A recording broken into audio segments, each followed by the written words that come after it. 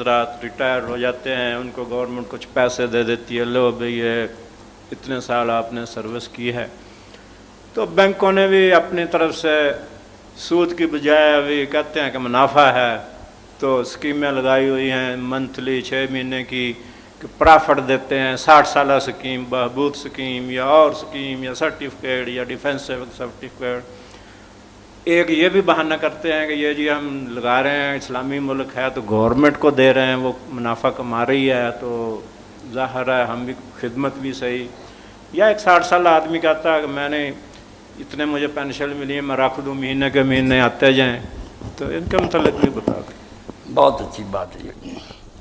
جیسے میں نے عرض کیا نا کہ اگر اسلام ہوتا تو ایسے مسائل پیدا ہی نہ ہوتے، کسی بیوہ کو، بوڑھے کو، یتیم کو فکر مند ہونے کی ضرورت ہی نہیں تھی، سب کو ملتا، بے شک وہ بینکوں میں جمع کرا، مگر چونکہ وہ صورتحال نہیں، اس لیے اب بوڑھے مجبور ہیں بیچارے کہ اگر وہ کسی کو کاروبار کے لیے دیتے ہیں بس وہ پھر تو کوئی نہ رکھیں کبھی واپس آئے گا، ختم ہو گیا، اور اگر جمع کراتے ہیں تو یہ سود کا مسئلہ۔ تو اس بارے میں جو بات ہندوستان کے زمانہ میں مولانا مرزا خان بریلوی رحمۃ اللہ علیہ نے کہی تھی، اس میں بڑا وزن ہے۔ وہ کہتے ہیں سود نہ کہا کرو، نہ سود سمجھ کر لو،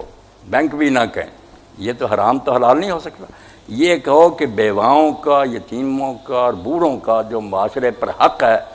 اگر وہ لوگ سیدھے طریقے سے ادا نہیں کرتے، اس طرح سے آ رہا ہے مسئلہ تو ظفر ہوتا نا کہ آدمی کو اپنا حق چور سے بھی ملے تو وہ لے سکتا، حق سمجھ کے لے کہ میرا حق ہے۔ اگر لوگ نہیں بوڑھوں کا خیال کرتے یا بیواؤں کا، تو اگر اس ذریعے سے یہ دے رہی حکومت میں اپنا حق وصول کر رہا ہوں، سود نام کی کوئی شے میرے ذہن میں نہیں، میں لعنت بھیجتا ہوں سود پر، مگر جو میرا حق ہے نا ان کے مالوں میں، اور یہ لوگ ادا نہیں کرتے، بوڑھوں کو بھی اب کہتے ہیں بوڑھوں کے ہاؤس بنا دینے والے،